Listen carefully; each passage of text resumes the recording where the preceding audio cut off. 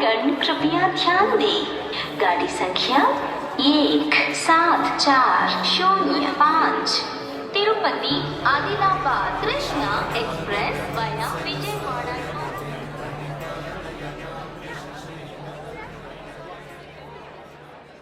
Good morning దోస్తో, ఎలా ఉన్నారు? సో ఇప్పుడు నేను ప్రజెంట్ కాచిగూడ రైల్వే స్టేషన్లో ప్లాట్ఫామ్ నెంబర్ 2 దగ్గర అయితే ఉన్నానమాట.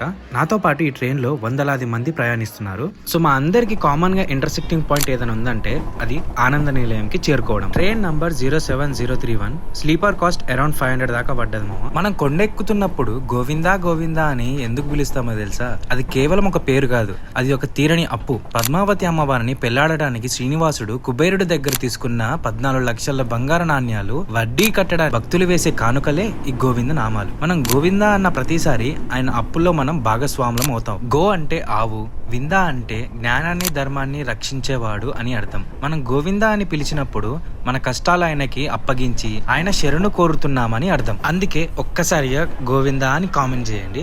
అండ్ ఎర్లీ మార్నింగ్ 6:40కి నేను తిరుపతి రైల్వే స్టేషన్ కి అయితే రీచ్ అవుతాను, ప్లాట్ఫామ్ నంబర్ 4 మీదకి. ఈ 600 కిలోమీటర్స్ ని కవర్ చేయడానికి మాకు 14 అవర్స్ టైం పట్టింది. ప్లాట్ఫామ్ నంబర్ 4 నుంచి తిరుపతి రైల్వే స్టేషన్ నుంచి ఎగ్జిట్ అవుతామో లేదో బయట సీనరీ మాత్రం కొంచెం ఇట్లుండే.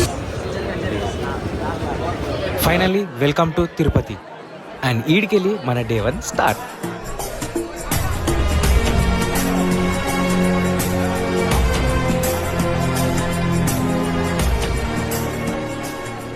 స్టేషన్ నుంచి బయటికి రాగానే అందరి కళ్ళు విష్ణు నివాసం వైపే ఉంటాయి. ఎందుకంటే స్టేషన్ కి దగ్గర ఉంది కాబట్టి, అండ్ ఎస్ఎస్డి టోకన్స్ అక్కడే ఉంటాయి, ఫ్రీ లాకర్స్ కూడా అవైలబుల్ గా ఉంటాయి కాబట్టి. అండ్ అక్కడ లాకర్లు దొరకడం అని అంటే మామూలు విషయం కాదు. ఒక్కసారి ఈ వీడియో క్లిప్స్ చూడండి.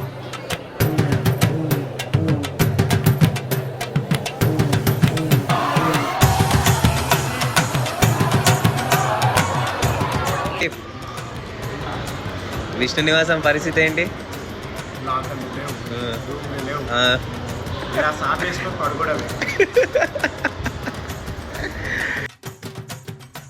మార్నింగ్ 7 నుంచి వెయిట్ చేస్తే మధ్యాహ్నం 12 గంటలకు మాకు లాకర్స్ అయితే అలౌట్ చేశారు. అండ్ అక్కడ నుంచి లగేజ్లన్నీ లాకర్లో పెట్టేసి ఫ్రెష్ అప్ అయిపోయి ఇంకా వాకులమ్మ దేవి ఆలయంకి అయితే స్టార్ట్ అయిపోయాం. సో ఇప్పుడు మేము వాకులమాత టెంపుల్కి అయితే వెళ్తున్నాము. పోవడానికి 8.6 కిలోమీటర్స్, రావడానికి 8.6 కిలోమీటర్స్, మొత్తం ఎంత? 17.2 కిలోమీటర్స్. అండ్ మార్నింగ్ మళ్ళీ ఎవ్రీ మార్నింగే అల్పిరిమెట్లు ఎక్కాలి. సో అది మా ఫ్రెండ్ గారు ఛాలెంజ్ చేసిండు, నేను ఎక్కుతా ఏదో చేసేస్తా అని. రేపు ఒకసారి మాట్లాడదాం. ఇప్పుడే అందిన తాజా వార్త, ఎందుకంటే ఆల్రెడీ ఛాలెంజ్ చేసినాడు, ఆల్రెడీ వెనకబడిపోయిండు. వెనక మొత్తం వెయిట్ చేద్దాం, ర్యాపిడో బుక్ చేద్దాం అంటున్నా మా ముఖ్య అతిథి అయిన ప్రదీప్ కుమార్. కమిట్మెంట్ గురించి పక్కన పెడితే నడుచుకుంటే వెళ్లే కొద్దీ మాకు ఒక రోడ్ అయితే బ్లాక్ అయ్యింది. బ్రిడ్జి పైనుంచి కాకుండా కింది నుంచి వచ్చాం కాబట్టి అక్కడే మేము పెద్ద తప్పు చేసాము. ఇప్పుడు వెనక్కి వెళ్ళాలంటే 2 కిలోమీటర్స్ నడవాలి. ఏం చేయాలో అర్థం కావట్లేదు, క్వశ్చన్ మార్క్. ఇంకా వెనక్కి వెళ్లే టైంకి ఒక ట్రాక్టర్ అన్న అయితే వచ్చాడనమాట. అప్పుడైనా పక్కకెళ్ళి ఇంకో రూట్ ఉంది తమ్ముడు అని చెప్తాడు. అండ్ ఈ సందులకి వెళ్ళి కూడా వెళ్ళిపోవచ్చని మాకు ఈ ట్రాక్టర్ అన్న ద్వారా తెలిసింది. అభిహం. సో ఇప్పుడు మేము ఈ అండర్ బ్రిడ్జ్ నుంచి క్రాస్ అయిపోయి మళ్ళీ మెయిన్ రోడ్ ఎక్కి రైడ్ చేసుకొని ఇక మన బ్యాక్ టు డైరెక్షన్ అయితే స్టార్ట్ అవుతుంది అనమాట. నీ ఎక్స్పీరియన్స్ ఎట్లా ఉంది ఒకేసారి బ్రిడ్జ్ బ్లాక్ అయ్యేసరికి? నడుద్దాం అని చెప్పి గుడిపేస్తాం. అర్థమైంది అంటే గ్యాప్ ఎందుకు ఇచ్చావు మధ్యలో? నీకు అర్థమైంది, అర్థమై ఉంటుంది. 8.6 కిలోమీటర్స్ నడుద్దామనే ఆలోచన పక్కన పెడితే మాలో ఓపిక అనేది చచ్చిపోయింది, నశించిపోయింది. ఫైనల్లీ మావాడు దెబ్బకి అలసిపోయాడు. వాడు ఎత్తుకోవాల్సిన పరిస్థితి వచ్చింది. అండ్ వీడి వెయిట్ వచ్చేసి 34 kgs ఉంది. అండ్ వాడి వెయిట్ ఏమో 70 to 75 kgs ఉంది.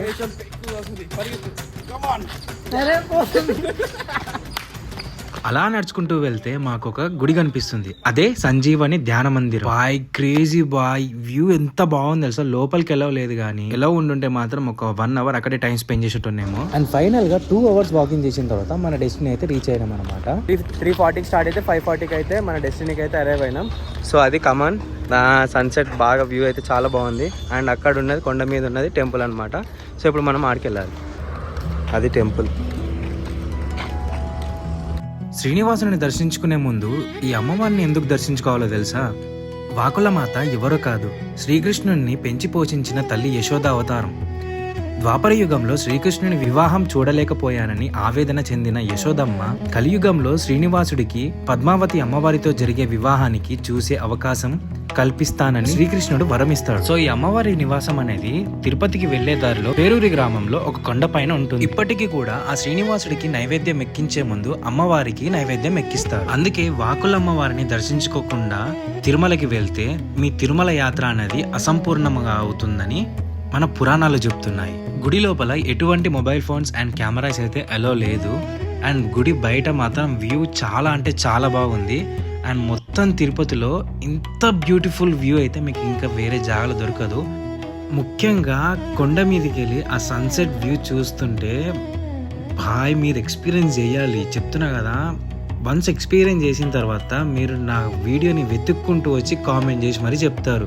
ఈ జర్నీని మీరు బై వాకే కంప్లీట్ చేయాలని ఏం రూల్ లేదు. సో మీరు ఆటో కూడా మాట్లాడుకోవచ్చు. తిరుపతి బయట చాలా ఆటోలు ఉంటాయి, కానీ వాళ్ళు అప్ అండ్ డౌన్ కి 600 రూపీస్ అయితే ఛార్జ్ చేస్తూ ఉంటారు. బట్ నా సజెషన్ ఏంటంటే అక్కడ ర్యాపిడోస్ మాత్రం అవైలబుల్గా ఉంటాయి. సో వెళ్ళడానికి 160, రావడానికి 160, మొత్తం 320 రూపీస్లో మీకు ట్రిప్ అనేది కవర్ అయిపోతుంది. అమ్మవారిని దర్శనం చేసుకున్న తర్వాత మేము మళ్ళీ తిరుపతికి అయితే స్టార్ట్ అయిపోతాము. సో ఫైనల్లీ బాగుంది. ఏం లేదు బాగుంది. సో ఫైనల్లీ వాకులమ్మ వారి దర్శనం అయితే అయిపోయింది.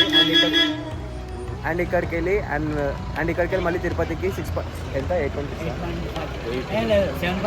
అండ్ ఇక్కడికి వెళ్ళి మళ్ళీ తిరుపతికి 8.6 కిలోమీటర్స్ అయితే బై వాక్గానే వెళ్ళాలి మేము. సో మా వాడు సో తిరుపతిలో కలుద్దాం. Bye bye. వాకులమాత గుడి నుంచి ర్యాపిడో బుక్ చేసుకుంటే మాకు 160 రూపీస్ అయితే ఛార్జ్ చేశారు. తిరిగి విష్ణు నివాసానికి వచ్చేసరికి మాకు 8 అయింది. అదే టైంకి విష్ణు నివాసంలో భోజనం అయితే పెడుతున్నారు. Sambar rice and curd rice. కొండ కింద అయినా కొండ పైన అయినా ఫుడ్ కి స్టే కి మాత్రం మీకు దోకా ఉండదు. జస్ట్ మీకు ట్రావెల్ కి అమౌంట్ ఉంటే సరిపోతుంది. తిరుమల ట్రిప్ అనేది చాలా అంటే చాలా ఈజీగా అయిపోతుంది. దగ్గరగా 6 నెలల తర్వాత నేను తిరుమల అన్నం అయితే తింటున్నాను. ఎన్ని సార్లు తిన్నా ఆ ఫ్లేవర్ అండ్ ఫీలింగ్ మాత్రం అస్సలు చేంజ్ అవ్వదు. అమృతం అమృతం అనుకోండి, చెప్తున్నా కదా, చాలా అంటే చాలా టేస్టీగా ఉంటుంది.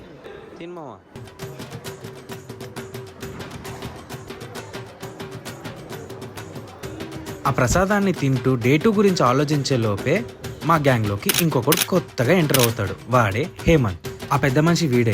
ఎప్పుడు ఎలా ఉంటాడో వీడికే తెలియదు. అండ్ ఇంకా లేట్ చేయకుండా నెక్స్ట్ డేకి ప్యాకింగ్ ఇప్పుడే స్టార్ట్ చేద్దామని ఫిక్స్ అయ్యాం. ఎందుకంటే మార్నింగ్ ఎవ్వడికి ఓపిక ఉండదు ప్యాక్ చేసుకున్నాం. ఎర్లీ మార్నింగ్ 4:30కి లేవడానికి మేము నైట్ 12:30కి పడుకున్నాము. మా ప్యాకింగ్ అయిపోయింది. ఇంకా విష్ణు నివాసం అంతా పడుకుంది. వాళ్ళతో పాటు మేము పడుకున్నాం. వీడియో ఇంతటితో అయిపోలేదు బాయ్. అసలైన అడ్వెంచర్ రేపు మొదలవుతుంది. 3550 మెట్లు, 11 కిలోమీటర్లు, 7 కొండలు, ఇవన్నీ దాటుకుంటే అక్కడ ఒక ఆనంద నిలయం ఉంటుంది. అందులో ఒక పెద్ద ఆయన ఉంటాడు. ఆయన్ని చూడడానికి మేము రేపు వెళ్తున్నాం. తిరుమలలో మళ్ళీ కలుద్దాం. అప్పటి వరకు ఉంటారు. గోవింద.